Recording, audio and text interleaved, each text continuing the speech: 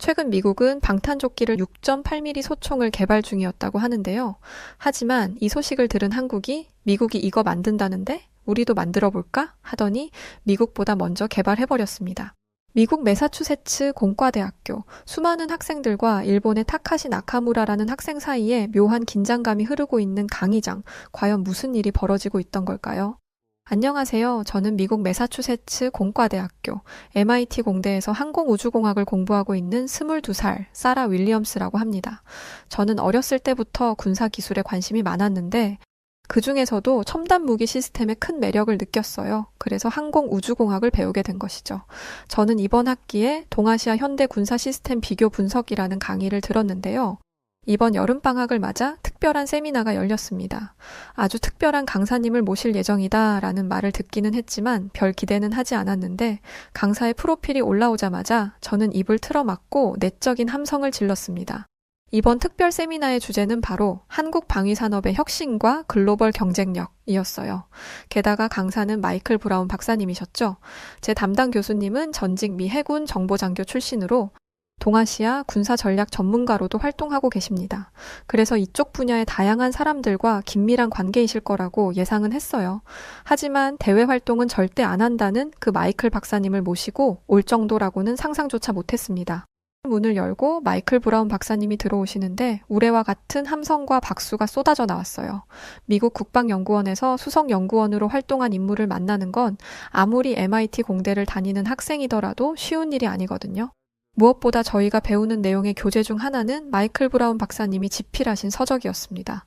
그 정도로 권위 있는 분을 만나게 된 것이니 다들 감격할 수밖에 없었던 거겠죠. 브라운 박사님은 이런 말로 강의를 시작하셨어요. 여기 동아시아의 현대 군사 시스템을 배우는 수업에서 한국 이야기를 특별히 다루다니. 한국이 뭐 그리 특별하다고 라고 생각한 학생이 있다면 손 드세요. 근데 아무도 손을 들지 않았습니다. 박사님은 있어도 쉽게 손을 들지 않을 거라고 생각합니다. 그야 제가 한국에 호의적이라는 사실은 유명하니까 여기서 잘 못 말했다가는 성적에 지장이 가지 않을까 생각할 수도 있겠다고 봐요. 하지만 제 강의를 듣는 동안 납득되지 않는 내용이 있다면 언제든지 질문하세요. 동아시아의 현대 시스템을 논하는 자리에서 한국 이야기를 해야 할 수밖에 없는 이유를 알려드리겠습니다. 실제로 이번 특강의 주제가 한국의 군사 시스템이라는 것이 공개됐을 때 실망하는 사람들이 꽤 많았어요. 황금 같은 방학을 써서 들어야 한다는 내용이 한국 얘기야? 그거 들어서 뭐 해? 라든지 한국 군사력 나쁘지 않겠지. 보통 전쟁 중인 국가들의 군사력은 평균 이상이긴 하잖아. 그런데 다른 나라에 비할 바는 아니지 않아? 등의 반응이었죠. 물론 저는 육군 예비역인 삼촌의 영향으로 한국의 군사력을 아주 모르는 것은 아니었기에 이런 부정적인 반응은 하지 않았지만 강의 자체에 엄청난 기대를 가지고 있지는 않았습니다. 사실 저는 마이클 브라운 박사님을 향한 팬심으로 세미나 자리에 앉은 게 컸습니다. 그런데 한국 얘기를 하는 게 납득이 안 돼? 그럼 납득시켜줄게. 어디 한번 잘 봐봐. 라는 식으로 말하는 브라운 박사님의 눈빛을 보니 없었던 호기심도 생기더라고요. 강의에 대해 부정적인 이야기를 했던 학생들을 봤는데 다들 어쩔 줄 몰라 하는 반응이었습니다. 야, 네가 말했어? 내가 강의 별로라고 한 거? 라고 친구를 추궁하는 학생도 있었죠. 저는 강의가 시작된 지 얼마 되지 않아 브라운 박사님의 자신감이 어디서부터 비롯된 것인지를 곧바로 깨닫게 되었습니다. 한국은 박사님의 말대로 동아시아 군사 시스템에서 빼놓을 수 없는 국가였어요. 이것도 좀 겸손하게 표현을 한 거고 더 정확한 표현으로는 전 세계가 집중해야 할 군사 시스템을 갖춘 나라더라고요. 왜 이렇게 생각했냐면 현재 전 세계적으로 가장 잘 팔리고 인지도 있는 무기를 생산하고 판매하는 나라가 바로 한국이기 때문이었습니다. 교수님은 준비한 유럽 선진국들의 군사력 지표를 통해 현재 유럽 국가들의 탄약과 포탄, 총기 보유 현황을 보여주셨습니다. 굉장히 작은 숫자였죠. 하지만 그게 큰 문제라고 생각하지는 않았어요. 그도 그럴 게 지금 당장 우크라이나와 러시아를 제외하고는 유럽에서 전쟁 중인 국가는 없으니까요. 브라운 박사님은 이런 제 생각을 간파하고 있는 듯 학생들에게 이렇게 질문하셨습니다. 전쟁 중이지 않은 나라가 저 정도면 양호한 거 아닌가? 라고 생각한 학생이 있다면 유감입니다. 현재 유럽 선진국들은 우크라이나, 러시아 전쟁이 시작된 직후부터 무기 수급에 혈안이 되어 있어요. 전쟁은 언제 어떻게 발전될지 모르고 바로 옆에 있는 본인 나라의 우크라이나, 러시아 전쟁이 어떤 영향을 끼칠지 모르는 일이니까 말이죠. 전쟁 중이지 않으니까 무기수가 좀 적어도 상관없지 않나? 라고 생각하는 건 우리가 평화에 너무 익숙해져 있다는 의미입니다. 여기까지 들으니까 정신이 확 맑아지더라고요. 동시에 브라운 박사님의 뿌리인 한국이 전쟁 중이라는 사실이 떠올랐어요.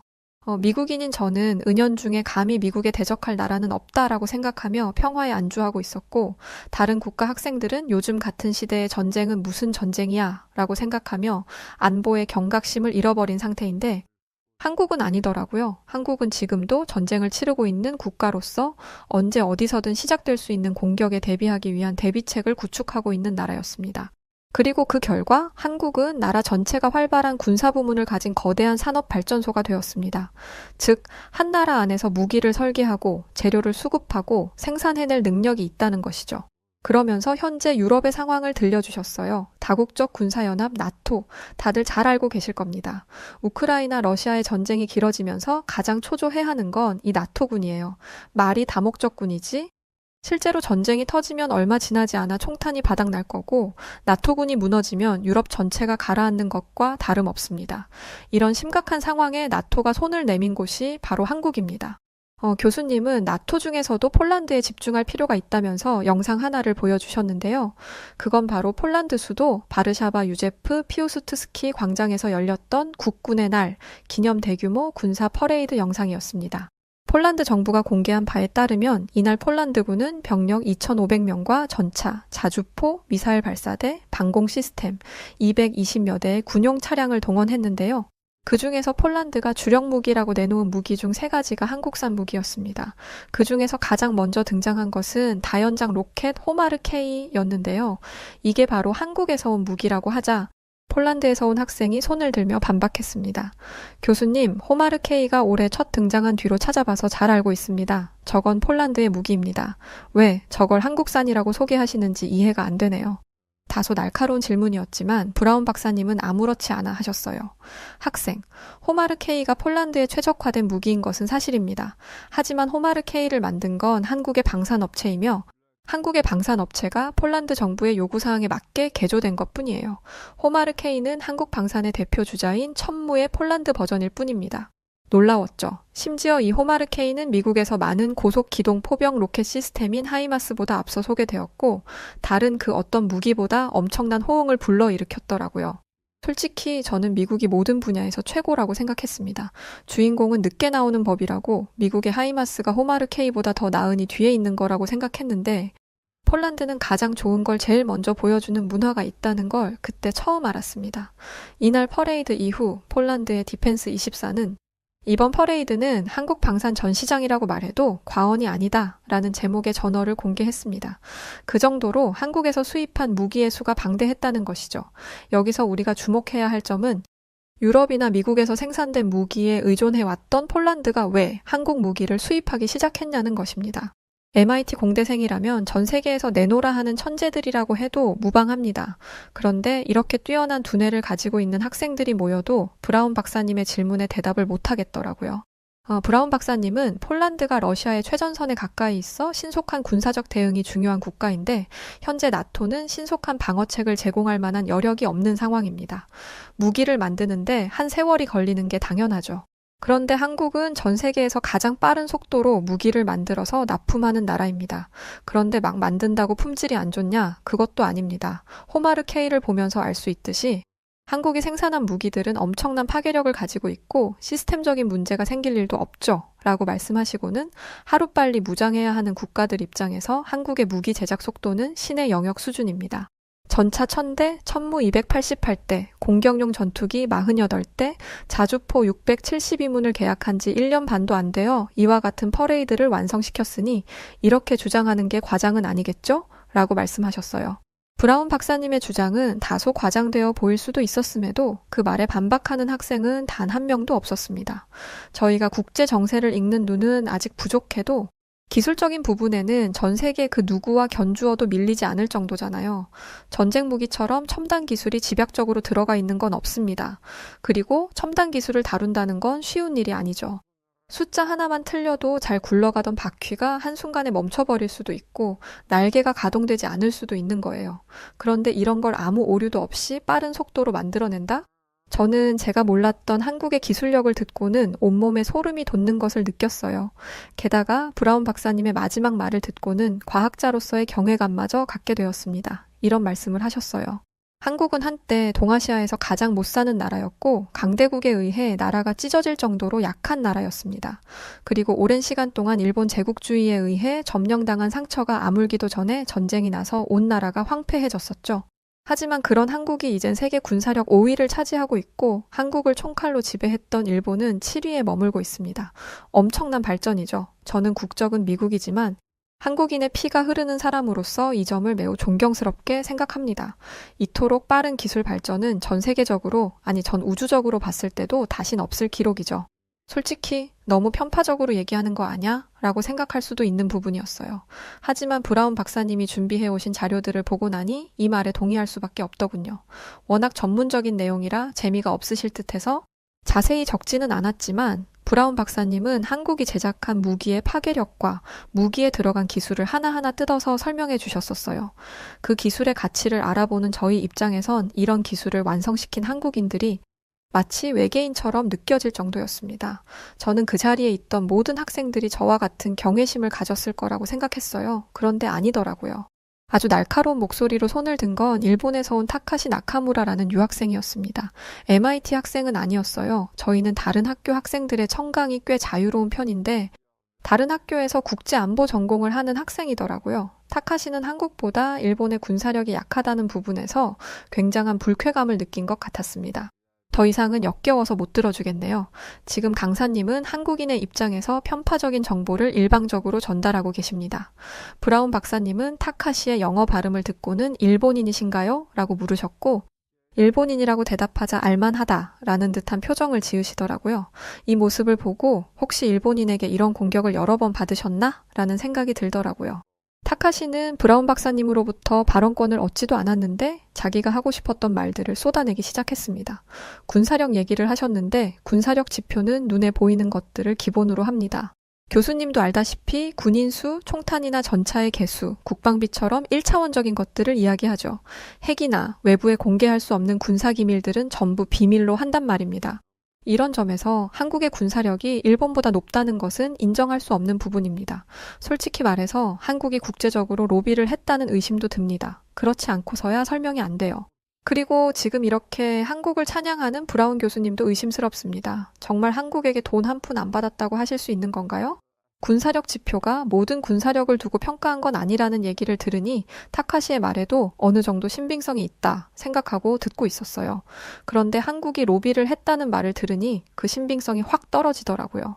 저를 비롯한 학생들은 타카시에게 항의했습니다. 지금 뭐라고 하는 거래? 지금 브라운 박사님을 뭘로 보는 거야? 그리고 박사님은 단 한 번도 편파적으로 말씀하지 않으셨어. 똑같은 강의를 듣고도 그딴 말이 나와? 여기에 있는 MIT 학생들, 그리고 하버드 학생들 모두 한국이 세계 5위를 차지할 정도의 기술을 가지고 있다는 걸 인정하는데 전문가도 아닌 너가 지금 뭐라고 떠들어대는 건데 너는 지금 여기 있는 모든 학생들을 완전히 무시하는 행위야. 지금 이렇게 교수님에게도 우리들에게도 무례하게 굴 거면 대체 여긴 왜 들어와서 청강하고 있는 건데 타카시는 이런 반응은 예상하지 못했는지 굉장히 당황한 듯한 모양새였어요. 사람들이 자신의 의견에 동의하도록 설득해야겠다 생각했는지 주저하면서도 계속해서 그 가벼운 입을 놀리더라고요. 아니야, 한국은 핵무기도 없어. 그건 여기 다 알고 있잖아. 북한과 비교하면 월등히 군사력이 높다고 하는데 북한이 핵 몇 개 쏘면 한국이 망하는 건 한순간이잖아. 왜 다들 이런 사실은 모르고 교수님의 저런 편파적이고 편향된 자료에만 집중하는 건데 대체 왜? 이 말을 하니 브라운 박사님의 얼굴이 무섭도록 차가워지더라고요. 학생들은 타카시의 말에 반박하려다가 브라운 박사님의 눈빛에 그만 기가 죽어 입을 꽉 다물었습니다. 원래 순하던 사람이 화를 내면 더 무섭잖아요. 딱 그런 상황이었어요. 브라운 박사님은 아주 낮고 차분한 목소리로 타카시에게 물으셨어요. 타카시 학생이 그렇게 말하는 근거는 무엇입니까? 아니 그 전에 타카시 학생이 자국의 군사력과 국가 안보에 얼마나 해박한 지식을 가지고 있는지 궁금하군요. 일본의 군사력은 어느 정도인지 알고 일본이 한국보다 낫다고 말하는 건 아니겠죠? 날카로운 질문이었음에도 타카시는 기죽지 않았습니다. 타카시는 의기양양했어요. 그래서 저는 당연히 그럴싸한 근거가 있을 거라고 생각했죠. 그런데 근거는 무슨 타카시는 초등학생 수준의 발언을 이어갔어요. 처음엔 그래도 들어줄만 했는데 갈수록 유치해지고 수준 낮아지더라고요. 교수님은 일본은 군대가 없고 자위대만 있다고 생각하시죠? 그래서 일본이 군사적으로 약하다고 생각하는데 아닙니다. 저희는 다른 나라 군인들과 무전으로 소통할 때 아주 당당하게 아미, 군인이라고 표현합니다. 전 제 귀를 의심했습니다. 일본이 군대를 가지지 못하고 방어 목적의 자위대만 유지하게 된 것은 일본이 전범 국가이기 때문이에요. 일본이 자신들의 잘못을 뉘우치고 인식하고 있다면 일본 자신들을 군대라고 표현해서는 안 됩니다. 그런데 이걸 세계 각국에서 온 학생들이 있는 장소에서 당당하게 말하다니 얘가 미쳤나? 라는 생각이 들더라고요. 그런데 이런 발언에 가장 분노한 것은 독일에서 온 학생이었습니다. 독일은 자신들의 잘못을 뉘우치고 지금까지도 그때의 잘못을 청산하고 사죄하기 위해 노력하는 나라죠. 그런 교육을 받았던 독일 학생은 타카시에게 일침을 날렸어요. 자꾸 뭐라는 건데 일본은 전범 국가이기 때문에 군대를 꾸리지 못한 거야. 전쟁 범죄를 잊은 행동이 무슨 자랑이라고 이걸 의기양양하게 말해. 정신 똑바로 차려. 그러나 타카시는 아무 타격이 없었어요. 오히려 비아냥대면서 독일 학생에게 관련 없는 독일은 빠져라 라고 하더라고요. 게다가 그런 식으로 무르게 굴면 세계 3차 대전의 피해자가 우리가 될 수도 있습니다. 알아? 가장 효과적인 방어는 공격이야. 공격. 와, 이 말을 듣는데 머리가 어질하더라고요. 이런 사람이 일본으로 건너가서 정치라도 하게 된다면 일본이 어떤 짓을 저지르게 될지 눈앞이 캄캄했습니다. 타카시는 무엇 때문에 흥분했는지 몰라도 해서는 안 되는 말을 자꾸만 짓거렸어요. 일본이 지금은 움츠려든 것 같아도 얼마 지나지 않아 과거의 영광을 되찾을 거야. 그리고 그 첫 번째 재물은 너네들이 말하는 나라 한국이 될 거야. 한국은 자꾸만 일본의 지배 아래에서 벗어나려고 하는데 일본은 단 한 번도 한국을 해방시켜 준 적이 없다는 걸 기억해야 돼. 그리고 교수님, 한국은 일본의 속국이며 결코 일본보다 강할 수 없습니다. 순간 타카시의 눈을 봤는데 어딘가 돌아있는 사람의 눈이었습니다. 얼마 전 미국으로 여행을 온 중국인이 종업원이 중국어를 못한다는 이유로 종업원을 집단으로 구타한 사건이 있었어요. 인터넷에 올라온 중국인들의 눈빛을 봤었는데 딱 그 눈빛이었습니다. 극도로 편향적인 애국적인 성향을 가지고 있더라고요. 일본의 군사력과 기술력을 맹목적으로 숭상하는 모습이 소름 돋았습니다. 이 세미나에 참석한 이유도 한국 방위산업의 성과를 비판하고 오로지 일본의 우수성을 주장하기 위함이라는 확신이 생겼어요. 저는 브라운 박사님의 싸늘한 얼굴을 보면서 괜히 두려워졌어요. 군인 출신인 브라운 박사님이 타카시를 쥐어팰까봐 걱정됐거든요. 제 주변 남학생들은 브라운 박사님이 뛰어나가면 어떻게 말릴지 시뮬레이션을 돌리는 것 같았습니다. 그러면서 우리끼리 말릴 수 있을까? 라는 말을 하더라고요. 그도 그럴게. 브라운 박사님의 체격은 타카시의 2배는 되었죠. 아무래도 체격이 작은 타카시가 아무리 젊은 피를 가졌다 해도 2배는 더 큰 박사님을 이기지 못할 거라고 생각했으니까요. 그런 분이 아무 말도 안 하고 싸늘한 표정으로 지그시 자신을 쳐다보니 타카시도 살짝 기가 눌린 것 같더라고요. 뭔가 더 할 말이 있는 것 같은데 하지 못하고 저만 반복하며 입만 달싹이고 있었습니다. 살짝 뒤로 주춤해 있는 게 브라운 박사님의 주먹에 처맞을 수도 있겠다는 불안감을 느끼는 것 같았어요. 저는 그러게 입 좀 잘 놀리지 라고 생각하며 브라운 박사님의 반응을 주의 깊게 보고 있었습니다. 그런데 브라운 박사님은 주먹을 날리지도 않으셨고 언성을 높이지도 않으셨고 그냥 무시하지도 않으셨습니다. 브라운 박사님은 곧장 자신의 노트북을 여시더니 또 다른 자료를 꺼내셨어요. 그러면서 2021년 영상 하나를 보여주셨습니다. 그건 바로 SLBM이라는 잠수함 발사 탄도미사일의 수중 실험 영상이었어요. SLBM을 모르는 학생은 아무도 없을 겁니다. 아군의 잠수함에서 적군의 바닥까지 은밀하게 접근해 불시에 공격하는 이 무기는 현대전의 게임 체인저라고 불릴 정도로 막강하거든요. 이 무기가 있느냐 없느냐가 전쟁의 판세를 뒤집을 정도라고 하니 그 파괴력은 어마어마합니다. 그런데 한국은 이런 엄청난 무기를 무려 1달 반 만에 만들었어요. 계획, 연구, 설계, 제작까지 1달 반이 걸린 거죠. 이건 말도 안 됩니다. 이게 제 귀에 어떻게 들렸냐면 지구는 동그랗지 않고 네모나타 정도로 들렸어요. 그만큼 말이 안 되는 상황이라는 거죠. 1달 반은 재료를 모으는데도 부족한 시간입니다. 다른 나라들은 개발 과정에서 수십 번 실패하고 결국 포기한 국가도 한 2군데가 아니에요. 첨단 기술의 집약체이기 때문에 이걸 다룰 수 있는 인재들과 시설이 있어야 하는데 그게 온전히 갖춰진 나라는 몇 없거든요.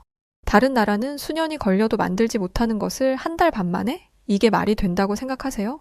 게다가 한국은 실험에 성공한 지 2달 만에 한국의 독자 기술로 설계 및 건조한 해군의 첫 3,000톤급 잠수함, 도산 안창호함에 SLBM을 탑재했습니다. 이건 불과 2달 만에 SLBM을 아무 문제 없이 사용할 수 있을 거란 확신이 생겼다는 거예요. 이런 미친 기술력이 있으면서도 지금까지 이걸 만들지 않았던 이유는 한국과 미국이 미사일 개발 시 탄두 중량 및 사거리를 제한하는 지침을 42년 만에 해지했기 때문입니다. 만약 이런 지침이 없었더라면 한국은 미국보다 더 선진된 기술을 가진 나라가 될 수도 있었을 거예요. 남들이 못하는 걸 1달 반 만에 해낸 사람들이 42년 동안 연구와 실험을 거듭했다면 뭔들 못했겠어요. 최근 미국은 방탄조끼도 뚫어버리는 6.8mm 소총을 개발 중에 있었는데 이 사실을 알게 되었던 한국이 6.8mm 소총을 개발하는 데 성공했다고 합니다. SMBM처럼 심혈을 기울인 것도 아닌 것 같더라고요. 그냥 미국이 이런 거 한다는데 꽤 쓸만한 것 같네? 우리도 한번 만들어 볼까? 라며 가볍게 만들어버린 거죠. 와, 진짜 이게 무슨 일인지. 저는 타카시의 헛소리는 금세 잊고 한국의 기술력에 닭살만 온몸에 돋고 있었습니다. 타카시의 존재가 다시 들어온 건 내가 말해줄 수 있는 한국의 기술력은 이 정도입니다. 이번엔 타카시 학생이 일본의 기술력에 대해 말해보세요. 핵무기도 없는 한국은 한입거리라는 식으로 말했죠? 타카시 학생, 한국이 핵무기를 못 만들고 있는 거라고 생각합니까? 라는 브라운 박사님의 말을 들은 이후였어요. 타카시는 아무 말도 못하고 얼굴만 붉혔습니다. 이때 제가 타카시 대신 대답했었어요. 브라운 교수님, 제가 대답하겠습니다. 한국은 핵무기를 만들 기술이 없는 게 아니라 국제사회의 제지로 인해 만들지 못하는 것 같습니다. 그런 제재가 풀리면 한국이 세계의 패권을 장악하는 것도 무리는 아닐 거라는 생각이 드네요. 미국인 입장에서, 항공우주공학을 공부하는 입장에서 이런 말을 하는 건 좀 그렇지만 솔직히 말해 미국도 위험할 수 있겠다는 생각이 듭니다. 이렇게 대답하고 있을 때 타카시는 서둘러 가방을 싸 도망가 버렸어요. 저렇게 찌질한 뒷모습으로 도망갈 거면서 대체 왜 그런 되도 않는 주장을 한 건지 급하게 나가느라 의자에 발이 걸려 넘어지는 꼴을 보니 통쾌하기까지 하더라고요. 브라운 박사님은 군사력은 나와 내 가족, 조국을 지키는 최소한의 지침입니다. 국가를 유지하기 위해 가장 먼저 필요한 것은 안보의식이기에 우리는 단 한순간도 자만해서는 안 됩니다. 맹목적인 신봉이 아닌 객관적인 지표를 가지고 판단할 수 있는 우리 학생들이 되기를 바랍니다. 라는 말을 끝으로 세미나를 마무리하셨어요. 방금 도망친 누군가가 생각나는 마무리 멘트였죠. 저는 세미나를 마치자마자 학교 근처에 살고 계시는 저희 외삼촌을 찾아갔습니다. 그 이유는 삼촌이 한국에서 근무한 적이 있는 예비역 대령이시기 때문이에요. 전에는 별 관심이 없었는데 이번 세미나를 기점으로 한국에 대해 더 알고 싶더라고요. 저는 삼촌에게 오늘 들었던 놀라운 일들을 전했습니다. 그런데 삼촌은 눈 하나 깜짝 안 하시더라고요. 알고 보니 미국에게 한국은 아주 오래전부터 주의할 만한 대상이었다고 합니다.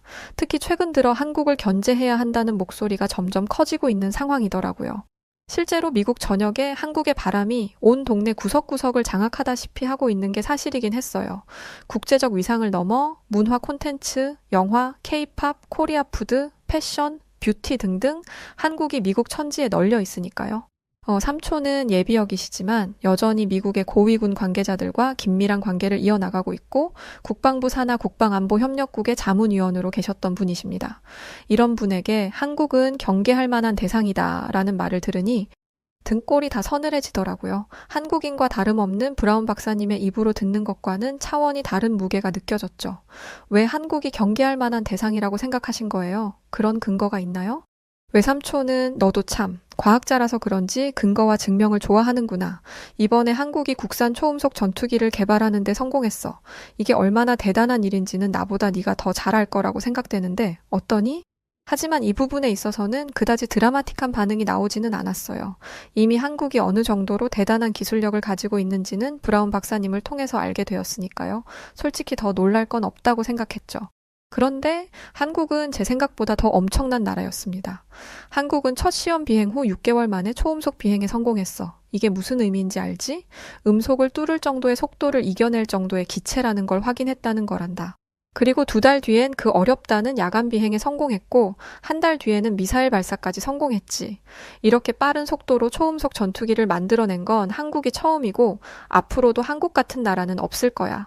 그 말을 듣는데 입이 떡 벌어지더라고요. 음속을 뚫는 전투기를 무려 1년 만에 양산화시키다니.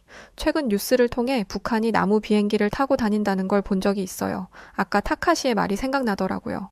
뭐? 북한이 핵 몇 발 쏘면 한국이 망하는 건 한순간이라고? 그것도 핵 버튼을 눌러야 가능한 거지. 그 전에 북한은 한순간에 초토화될 게 분명해 라고 생각하는 것도 무리가 아니었어요.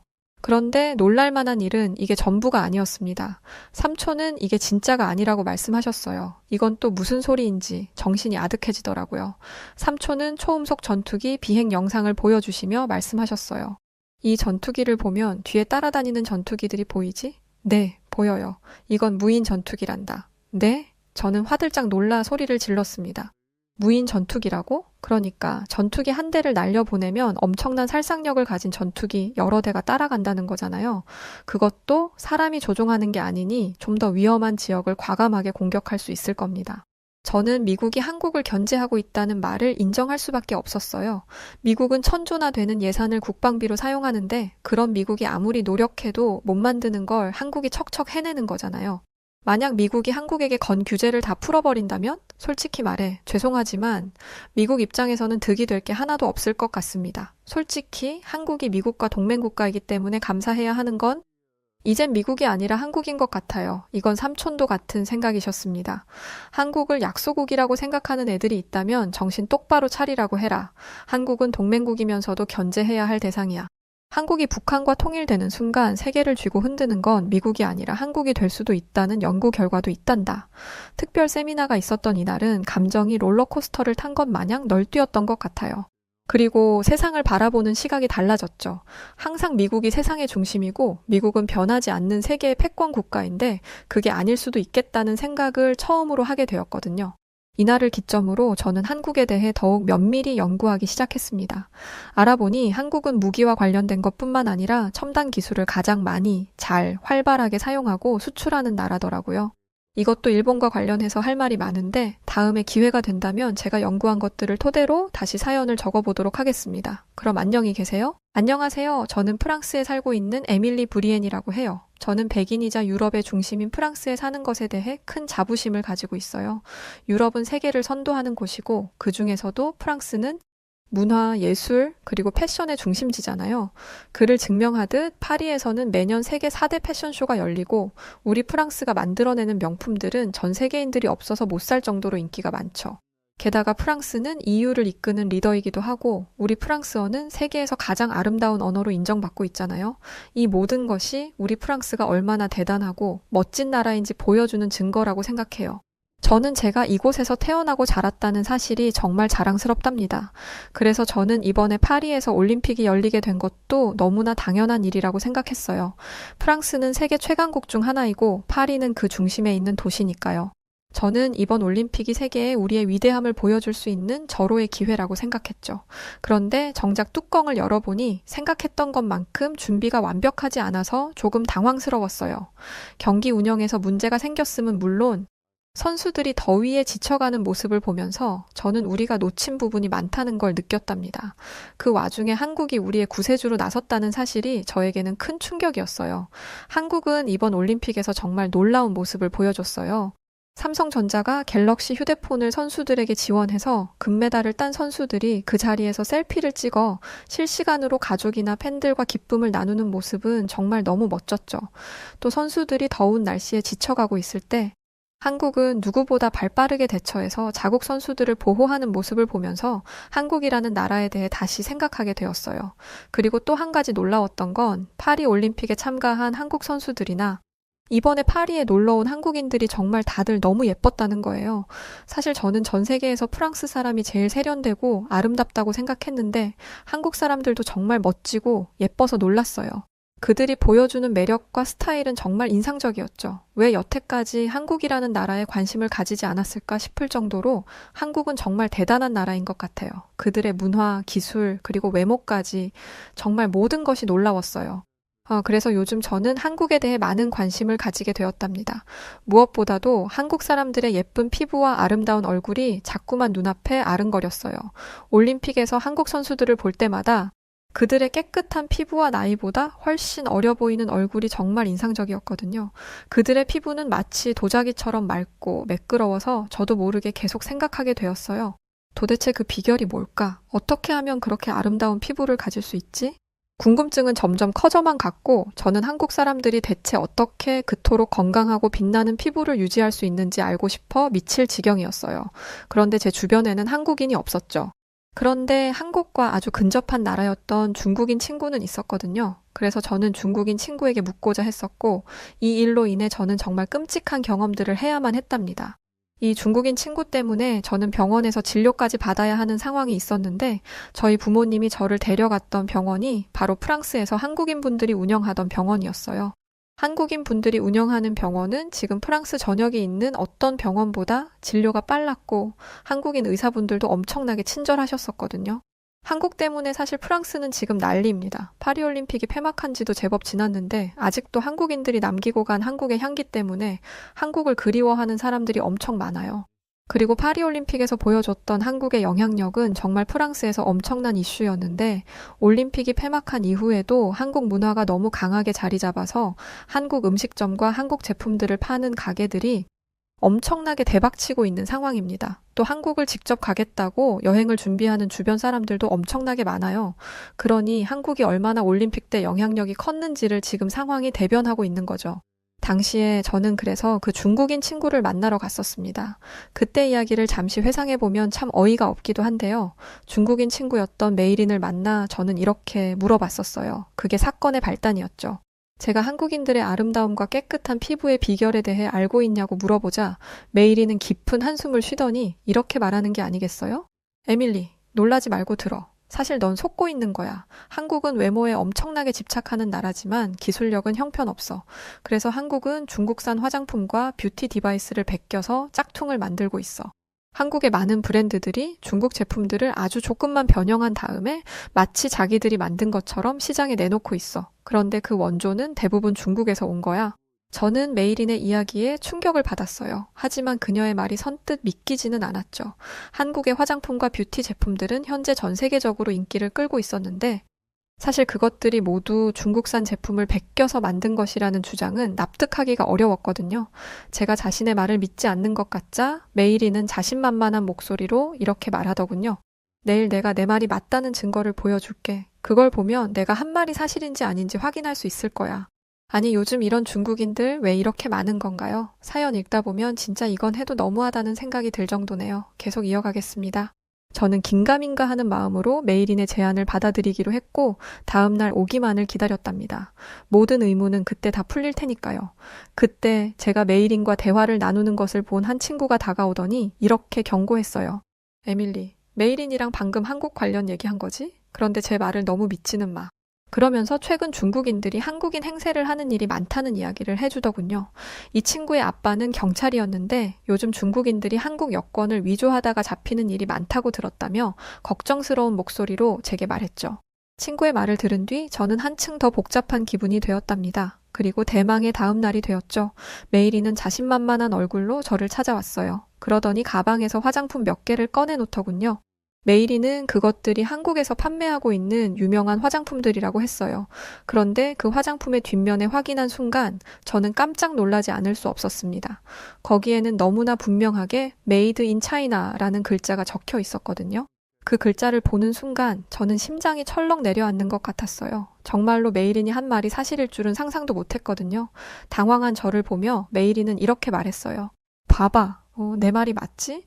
한국의 많은 화장품들은 사실 중국에서 만들어진 거야. 디자인이나 포장만 조금 다르게 해서 한국 제품으로 팔고 있는 거지. 저는 눈앞에 화장품들을 내려다보며 복잡한 감정에 휩싸였어요. 그동안 한국이 전 세계를 대상으로 사기를 쳐온 것이라니 한국에 가지고 있었던 환상이 무너져 내리며 저는 혼란스러움을 느꼈죠. 이제 저는 무엇을 믿어야 할지 눈앞에 이 사실을 대체 어떻게 받아들여야 하는지 머리가 다 아파올 지경이었어요. 그때 메이리는 한층 더 충격적인 이야기를 하기 시작했습니다. 한국은 원래 중국에 엄청난 열등감을 가지고 있어. 그래서 중국의 모든 걸 따라하고 심지어 중국의 짝퉁까지 만들어내고 있는 거야. 옛날부터 중국은 좋은 마음으로 덜 떨어진 한국의 문화와 기술을 전파해줬어. 그런데 한국은 그걸 감사하게 생각하기는커녕 오히려 중국의 뒤통수를 치고 있지. 항상 중국의 문화를 자기 것처럼 꾸미고 심지어 우리 것을 빼앗아 가려 해. 한푸, 파오차이, 거기에 백두산까지. 원래 이 모든 게 다 중국의 것인데 한국은 그걸 자기들 것이라고 주장하고 있어. 한푸는 중국 전통 의상이고 파오차이도 원래 중국에서 유래한 건데 한국은 그걸 자기들 것이라고 우기면서 전 세계에 알리고 있잖아. 심지어 백두산도 원래 중국 영토의 일부였는데 한국은 그걸 자기네 산이라고 하면서 세계에 알리려 하고 있어. 메이린은 억울한 표정을 지으며 열정적으로 한국을 비난했어요. 메이린이 말하는 동안 저는 그녀의 얼굴을 가만히 들여다보았어요. 메이린의 표정은 더 없이 진지했고 목소리에는 확신이 가득 차 있었어요. 그건 절대로 거짓일 수 없었죠. 그 순간 저는 메이린의 말을 믿게 되었답니다.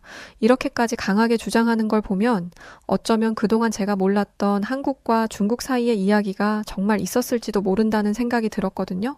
그러면서 만약 메이린의 말이 사실이라면 중국인들이 정말 억울하고 분하겠다는 생각도 들었죠.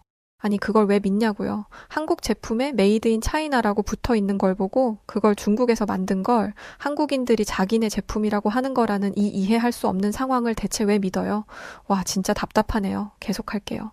메이린, 그동안 한국 때문에 정말 힘들었겠다. 중국이 그렇게 오랫동안 좋은 의도로 한국을 도와줬는데 그런 대우밖에 받지 못했다니. 짝퉁을 만들어서 판매하거나 문화를 빼앗아 가려는 행동이 얼마나 불쾌할지 충분히 이해해. 저는 메이린에게 진심으로 위로의 말을 건넸어요. 메이린은 제가 그렇게 말하기를 기다렸다는 듯이 곧바로 미소 지으며 이제라도 한국의 실체를 알았으니 됐다고 하더군요. 저는 이렇게 순하고 착한 메이린을 보면서 그녀와 진정한 친구가 되고 싶다는 마음이 들었어요. 그날 이후 저와 메이리는 자주 이야기를 나누며 더 친하게 지내기 시작했죠. 메이리는 중국의 역사와 문화에 대해 더 많이 알려주었고 저는 그런 이야기들을 들으며 많은 것을 배웠어요. 자연스럽게 우리의 우정도 깊어져 갔죠. 순하고 착하기는 개뿔. 와, 답답해. 하지만 뭔가 찝찝한 기분은 남아 있었어요. 메이린과 친해지긴 했지만 마음 한구석에서는 여전히 의문 하나가 떠나지 않았거든요. 분명 올림픽 기간에 제가 본 한국인들은 모두 피부가 깨끗하고 머릿결도 윤기 있게 빛났는데 메이린의 피부와 머릿결은 그렇지 않았어요. 메이린은 피부에 여드름이 잔뜩 나 있었고 머릿결도 부스스했거든요. 그녀와 친하게 지내면서도 문득 이런 점들이 마음속에서 떠오르며 이상하다는 생각이 들었어요. 그래도 저는 메이린을 믿기로 했답니다. 친구로서 그녀의 진심을 의심하고 싶지는 않았으니까요. 그렇게 저는 메이린과의 우정을 이어갔죠. 머릿속에는 여전히 의문이 자리 잡고 있었지만 그걸 깊이 파헤치기보다는 메이린과의 우정을 소중히 여기기로 마음먹으면서 말이죠. 그러던 어느 날 제 화장품과 샴푸가 다 떨어져 새로 사야 할 때가 되었답니다. 저는 아무 고민 없이 메이린에게 달려갔죠. 그리고는 어떤 제품을 사면 좋을지 메이린에게 추천해달라고 했답니다. 메이린은 즉시 휴대폰을 꺼내더니 전문가처럼 제게 몇 가지 화장품을 추천해 주었어요. 이 제품들은 지금 중국에서 엄청 인기 있는 것들이야. 가격도 좋고 품질도 좋아서 너한테 진짜 딱이야. 메이린은 자신만만한 표정을 지으며 이렇게 말했고 저는 그녀의 말에 따르기로 했죠. 이제 문제는 이 제품들을 어디서 사냐는 것이었는데 메이린이 중국 쇼핑몰들을 추천하더군요. 에밀리, 너 테무나 알리익스프레스 써봤어? 안 써봤으면 이번 기회에 한번 이용해봐. 그 중국 쇼핑몰들은 가격도 합리적이고 배송도 빠른 편이거든. 저는 메이린의 말을 듣고 곧바로 테무와 알리익스프레스에 들어가 봤어요. 그런데 이 쇼핑몰들은 정말 말도 안 되는 저렴한 가격으로 물건들을 판매하고 있더라고요. 제가 평소에 구매하던 화장품과 샴푸들도 이 중국 쇼핑몰에서는 훨씬 저렴한 가격에 팔리고 있었어요. 같은 제품인데도 가격이 이렇게 차이가 날 수 있다는 게 정말 믿기지가 않았죠. 게다가 여기에 회원 가입을 하면 비싼 선물을 공짜로 주는 이벤트도 진행 중이었는데 이렇게 고가의 제품이 공짜로 제공된다는 사실이 믿기지 않았고 결국 저는 이 쇼핑몰이 사기가 아닌가 하는 의심을 갖게 되었어요. 그러자 메이린이 깔깔 웃으며 저를 안심시키더군요.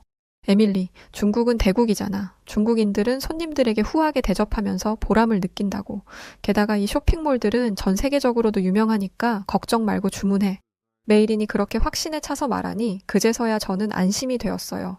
결국 저는 메이린이 추천해준 제품들을 테무와 알리 익스프레스에서 각각 주문했죠. 그날 이후 저는 기대에 부풀어 하루하루 설레는 마음으로 택배가 도착하기만을 기다리게 되었답니다. 메이린이 추천해준 화장품들이니 얼마나 좋을까? 도착하자마자 바로 사용해봐야지. 새로운 화장품들이 제 피부에 어떤 변화를 가져다 줄지 정말이지 상상만 해도 기분이 좋았죠. 그런데 아무리 기다려도 택배가 오지 않았어요. 매일 아침 눈을 뜨자마자 휴대폰을 확인하며 배송 상태를 확인했지만 상태는 여전히 출발에 머물러 있었죠. 시간이 지날수록 조금씩 조바심이 생겼지만 저는 실망하지 않으려고 애썼어요. 중국에서 프랑스까지 오는데 시간이 걸리는 거겠지. 멀리서 오는 택배니까 좀 늦을 수도 있어. 이렇게 생각하며 스스로를 다독이며 긍정적인 마음을 가지려고 노력했어요. 그러면서도 마음 한구석에는 불안감이 점점 커져갔죠. 하루가 지나고 이틀이 지나도 여전히 배송 상태는 꼼짝도 하지 않고 그대로거든요. 그럼에도 불구하고 저는 속으로 아마 운송 중에 문제가 생긴 거겠지. 며칠만 더 기다려보자고 생각하며 스스로를 위로했어요. 그렇게 혼자 속으로 조바심을 내며 택배를 기다리던 어느 날, 드디어 테무에서 주문했던 화장품이 도착했어요. 그 순간 얼마나 기쁘던지, 그동안 쌓였던 불안과 걱정이 한순간에 다 사라져 버렸죠. 저는 두근거리는 마음으로 곧바로 포장을 뜯기 시작했어요. 드디어 메이린이 추천해준 그 화장품들을 직접 사용할 수 있게 된다는 생각에 가슴이 터져버릴 것만 같았죠. 그런데 상자를 열고 그 안에 담긴 화장품들을 확인한 순간 뭔가 이상하다는 느낌이 들었어요. 우선 브랜드 로고의 크기가 인터넷에서 본 것과 다른 것 같았고 포장지의 재질도 지나치게 얇고 싸구려 같았어요. 처음에는 단순한 착오일지도 모른다고 생각했지만 계속 살펴볼수록 이건 정품이 아니라는 예감이 강하게 들었죠. 아무래도 찝찝한 기분을 떨칠 수 없어서 다음 날 학교에 가자마자 저는 메이린을 찾아가 이 화장품에 대해 따져 물었어요. 메이린, 나 어제 테무에서 화장품 택배 받았는데 아무래도 이 화장품들 뭔가 이상해. 로고 크기도 다르고 포장지 재질도 너무 싸구려 같아 보여. 이게 정말 정품 맞아? 그러자 메이린은 아무렇지 않게 웃으며 이렇게 답하더군요. 테무에서 파는 화장품은 백화점에서 파는 것과 똑같은 제품이니까 걱정하지 마. 정품이긴 한데 공장에서 만들 때 포장이 제대로 되지 않은 것들이라서 싸게 파는 거지. 기능이나 성분은 전혀 문제 없으니까 안심하고 써도 돼. 메이린이 그렇게 자신만만하게 말하자 그제서야 저는 안심이 되기 시작했어요. 저렇게 자신 있게 말하는 것을 보니 별일 없겠지 하는 생각이 들었죠. 그래서 저는 집에 돌아와 바로 그 화장품을 사용해 보았답니다. 세수를 한 뒤 얼굴에 꼼꼼하게 화장품들을 발랐죠. 거울을 보면서 저는 피부가 좋아질 거라는 기대에 부풀었어요. 이 일이 어떤 처참한 결과를 가져올지도 모르고 말이죠. 그날 밤 저는 얼굴에 참을 수 없는 가려움을 느끼며 잠에서 깨어났어요. 처음에는 단순히 일시적인 현상일 거라고 생각했죠. 새로운 화장품을 사용한 첫날이니 피부가 적응하는 과정에서 나타날 수 있는 가벼운 반응일 거라고 스스로를 안심시키려 했어요. 하지만 시간이 지날수록 가려움은 점점 심해졌고 피부가 뜨거워지는 느낌이 들더니 결국 통증이 느껴지기 시작했어요. 견딜 수 없을 정도의 가려움과 통증에 저는 불안한 마음을 안고 거울을 들여다봤죠. 그리고 그 속에서 마주한 광경은 제 상상보다 훨씬 더 충격적인 것이었답니다. 제 얼굴은 붉게 부어오르고 곳곳에 울퉁불퉁한 발진이 돋아난 것이 마치 거대한 딸기 같아 보였어요. 저는 거울 속 제 모습이 너무 끔찍해서 그 자리에서 주저앉고 말았답니다. 메이린을 믿고 사용했던 화장품이 이렇게 끔찍한 결과를 초래할 줄이야. 정말 꿈에도 몰랐어요. 가슴속에는 후회가 밀려왔지만 이미 돌이킬 수 없는 일이었고 그렇게 저는 절망 속에서 아침을 맞이했습니다. 아침이 되어도 제 피부 상태는 나아지지 않았어요. 오히려 붓기가 더 심해진 것 같았고 발진들은 더 선명하게 올라와 있었죠. 처음에 저는 결석을 해야 하나 생각했어요. 이 얼굴을 해서 학교에 가는 것이 너무 두려웠으니까요. 하지만 그래도 저는 메이린을 만나러 학교에 가야만 했어요. 제 피부가 이렇게까지 망가진 것은 태어나서 처음 겪는 일이었고 솔직히 말해 이 상황이 저는 너무 무서웠어요. 하루아침에 이렇게 피부가 뒤집어지다니 정말 어떻게 해야 할지 몰랐고 당장 어떻게든 이 상황을 해결해 줄 수 있는 건 메일인 뿐이라는 생각이 제 머리를 지배하고 있었어요. 결국 저는 스카프로 얼굴을 최대한 가린 채 모자를 푹 눌러쓰고 학교로 향했어요. 교실에 도착했을 때 친구들이 저를 이상하게 쳐다보는 시선을 느낄 수 있었지만 저는 애써 무시했죠. 제 목적은 오직 하나, 메이린을 찾아 이 끔찍한 상황을 해결하는 것이었으니까요. 메이린은 평소와 다름없는 모습으로 친구들과 웃으며 이야기하고 있었어요. 분노와 절망이 뒤섞인 감정에 사로잡힌 채 저는 곧바로 메이린 쪽으로 달려갔습니다. 그리고는 그녀의 팔을 잇는 힘껏 붙잡고 그대로 교실 밖으로 끌어냈죠. 당황한 메이린은 대체 왜 이러냐고 물었고 저는 떨리는 손으로 스카프를 조금 내려 붉게 부어오른 제 얼굴을 보여줬습니다. 그 순간 메이린의 표정이 굳어지더군요. 그러더니 메이린은 전혀 예상 밖의 이야기를 하기 시작했습니다. 지금 내가 추천한 화장품을 쓰고 이렇게 됐다고 따지러 온 거야? 그런데 그게 내 잘못인가? 네, 내 피부가 너무 예민한 거 아니고 말했듯이 내가 추천한 중국 화장품에는 아무 문제 없으니까 괜한 트집 잡을 생각하지 마. 메이린의 뻔뻔한 태도에 저는 속이 터질 것 같았어요. 분명 저는 메이린의 말을 믿고 그 화장품을 구매했는데 어떻게 저렇게 무책임하게 나올 수 있는 거죠? 친구의 얼굴이 이렇게 엉망이 되었는데도 그녀는 전혀 미안해하거나 죄책감을 느끼지 않는 것 같았어요. 오히려 제가 예민하게 굴고 있다는 듯이 말하는 그녀의 태도에 저는 머리 끝까지 분노가 치밀어 올랐습니다. 하지만 메이린은 무책임한 태도를 고수하며 이 상황이 자기와는 아무런 상관이 없다는 듯 이렇게 말했어요. 그 화장품이 내 피부에 안 맞았던 것 같은데 내가 뭘 어떻게 하겠니? 더 이상 이 일로 날 귀찮게 하지 말아줘. 그 순간 저는 분노와 실망이 한꺼번에 밀려오며 뇌가 정지되는 것 같은 느낌을 받았어요. 친구라고 믿었던 사람이 이렇게 나올 수 있다니 제가 지금 얼마나 고통스러워하는지에 대해 메이린은 전혀 관심이 없어 보였죠. 저는 더 이상 메이린과 대화를 이어가고 싶지 않았고 그대로 그 자리를 떠났습니다. 눈물이 날 것 같았지만 참았어요. 고작 저런 애 때문에 울고 싶지는 않았거든요. 그렇게 속상한 마음으로 혼자 복도를 걷고 있을 때 한 친구가 제게 다가왔어요. 걱정스러운 얼굴로 말을 걸어오는 그 친구는 예전에 메이린을 조심하라고 경고해 주었던 바로 그 친구였죠. 그 친구는 제 얼굴을 보고 깜짝 놀라더니 설마 메이린이 추천한 중국 화장품을 쓴 거냐고 물어보더군요. 저는 천천히 고개를 끄덕이며 그렇다고 대답했어요. 메이린이 중국 화장품이 피부에 좋다고 하도 추천을 해서 믿고 썼는데 얼굴이 이 꼴이 됐어. 제 말을 들은 친구는 한숨을 쉬더니 충격적인 사실을 알려주기 시작했습니다. 사실 중국산 화장품에는 독성 화학물질이 들어있다는 이야기가 많아. 피부에는 치명적인 중금속들이 섞여 있다는 얘기도 있고 제대로 검증되지 않은 성분들이 들어가는 경우도 많대. 그 말을 들은 저는 너무 당황스러웠어요. 도대체 메이린이 무슨 생각으로 이런 위험한 화장품을 제게 추천해 준 건지 이해할 수가 없었죠. 만약 메이린이 이런 위험성을 알았음에도 불구하고 저에게 중국 화장품을 추천한 거라면 여태까지 제가 알아왔던 메이린의 모습은 전부 가식일 뿐이었다는 것인데 고작 이것밖에 안 되는 인간을 친구라고 믿었던 제 자신이 너무나 어리석게 느껴졌어요. 그렇게 제가 배신감을 느끼고 있는데 친구는 우선 얼른 병원에 가보라고 하더군요. 이 상황에서 제일 중요한 것은 제 피부를 치료하는 일이라고 하면서 말이죠. 친구의 말에 저는 바로 부모님께 전화를 걸었어요. 급히 상황을 설명하면서 지금 당장 병원에 가야 할 것 같다고 말씀드렸죠. 잠시 후 제 얼굴 상태를 본 부모님은 깜짝 놀라셨고 당장 의사 선생님을 만나봐야 한다며 저를 데리고 병원으로 향하셨어요. 저는 프랑스에서 이렇게 빠르게 진료가 가능한가? 좀 놀랐었어요. 그래서 부모님께 물어보니까 이 병원은 프랑스로 이민 온 한국인이 운영하는 병원이라고 하더라고요. 프랑스에서는 실제로 모든 병원이 이렇게 빠르게 척척 진료받기 어렵거든요. 병원비도 비싸지만 모든 게 기다림의 연속이에요. 그런데 이 한국인이 운영한다는 병원은 환자를 대하는 것도 그렇고 모든 게 빠르게 진행됐습니다. 한국인 의사 선생님은 제 얼굴을 보시더니 한동안 경악한 상태로 말을 잇지 못하셨어요. 얼굴에 드러난 붉게 부어오른 피부와 울퉁불퉁한 발진을 살피면서 차마 믿기지 않는다는 표정으로 고개를 절레절레 흔드셨죠. 대체 얼굴에 무슨 짓을 했길래 피부가 이렇게 심하게 부어오른 거예요? 그 순간 저는 너무 창피해서 차마 중국산 화장품을 썼다고 고백할 수가 없었어요. 하지만 의사 선생님께 거짓말을 할 수는 없었기에 결국 친구 추천으로 중국 화장품을 썼다는 말을 할 수밖에 없었죠.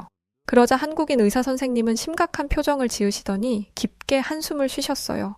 그 한숨에서 느껴지는 무게감에 저는 심장이 내려앉는 것만 같았죠. 지금 바로 치료를 시작해야겠어요. 다행히 조기 치료를 하면 피부 상태가 개선될 가능성이 높습니다. 하지만 앞으로 중국산 화장품은 절대 사용하지 마세요.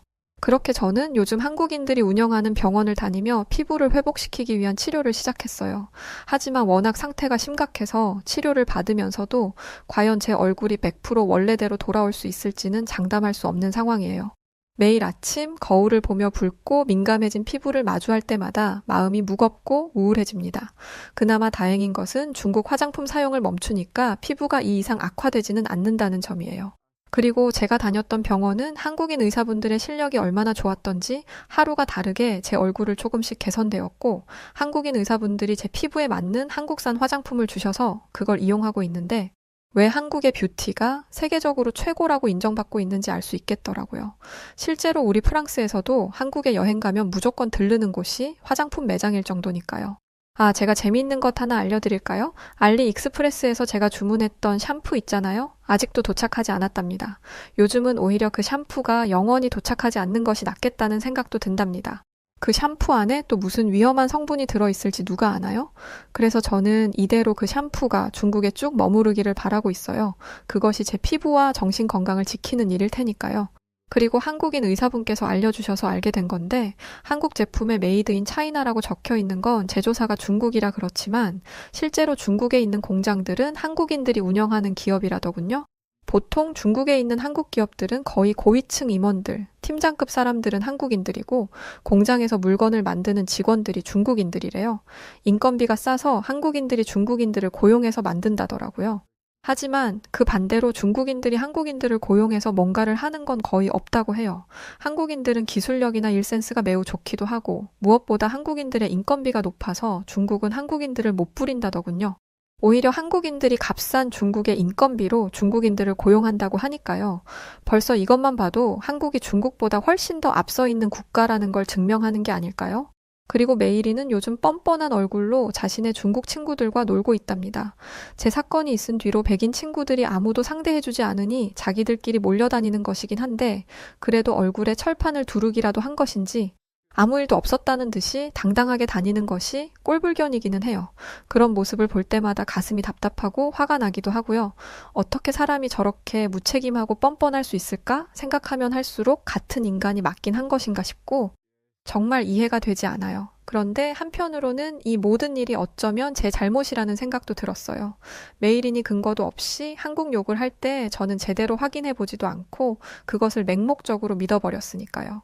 나중에 제대로 알고 보니까 한국은 중국을 따라한 적 없을 뿐만 아니라 중국 문화와 비교 대상이 되지 않을 정도로 품격 있는 문화를 갖추고 있더군요. 한국의 전통과 현대 문화는 세계적으로 인정받고 있는데 대체 중국은 뭘 믿고 한국을 깎아내리려 했던 걸까요? 가만히 생각해보니 중국은 한국이 부럽고 셈이 나서 견딜 수 없었던 것 같아요. 어떻게든 한국을 깎아내려야 할 만큼 말이죠. 한국이 점점 더 세계적인 무대에서 인정받고 사랑받는 것을 바로 옆에서 지켜보며 자신들이 세계 최고라는 근거 없는 중국의 자부심은 뿌리부터 흔들렸을 것이고 그래서 그토록 한국을 깎아내리고 폄하했던 것이 아닐까 하는 생각이 드네요. 하지만 그런 시도에도 불구하고 한국은 그저 자신의 길을 뚜벅뚜벅 걸어가면서 계속해서 전 세계에 인정을 받고 있죠. 한국의 K-팝은 아시아 시장을 가볍게 제패한 뒤 지금은 전 세계에서 사랑받고 있고 한국의 드라마는 언제나 OTT 시장의 탑10에 들며 그 저력을 보여주고 있죠. 또 한국의 휴대폰과 가전제품들은 혁신적인 기술을 선보이며 트렌드를 선두에서 이끌고 있어요. 그런데 중국은 한국처럼 노력해서 성공할 생각은 하지 않고 도둑놈 심보를 가지고 행동하고 있었어요. 한국이 만들어낸 혁신과 창의성을 존중하기보다는 이를 모방하거나 그대로 베끼는 식으로 말이죠. 예를 들어 한국이 어떤 예능 프로그램을 성공시키면 중국에서는 그 형식을 그대로 모방해 프로그램을 만들고 한국의 휴대폰과 가전제품이 세계적으로 인기를 끌면 중국도 비슷한 디자인과 기능을 가진 제품들을 얌체처럼 따라 만들고 있죠. 노력도 없이 결실만 쏙 가져가려는 뻔뻔한 중국의 태도에 정말이지 소름이 끼칠 정도였어요. 큰 경험을 했다고 지금은 그냥 생각합니다. 한국이 왜 전 세계적으로 그렇게 인기가 많고 파리 올림픽 때도 전 세계 참가국들의 사람들 마음을 흔들었는지 저는 이번 일을 계기로 완전히 깨달을 수 있었으니까요. 그래서 조만간 한국에도 가볼 생각입니다. 이렇게까지 대단한 나라를 알게 되었는데 태어나 한국을 가보지 못하고 생을 마감하면 정말 후회할 것 같았거든요. 한국에 가서 한국을 경험하고 또 사연 보내겠습니다. 안녕히 계세요. 네, 오늘 사연 여기까지입니다. 이런 사연 보면 진짜 화나는 것 같아요. 아직도 이렇게 중국하고 한국하고 이런 차이를 모르는 해외 사람들이 많다는 게 정말 안타깝습니다. 자, 그럼 저는 더 좋은 영상으로 찾아올게요. 여우튜브 송은지였습니다. 영상 끝까지 시청해주셔서 고맙습니다. 그리고 우리 구독자 여러분들 모두 사랑합니다. 감사합니다. 당신만의 여우튜브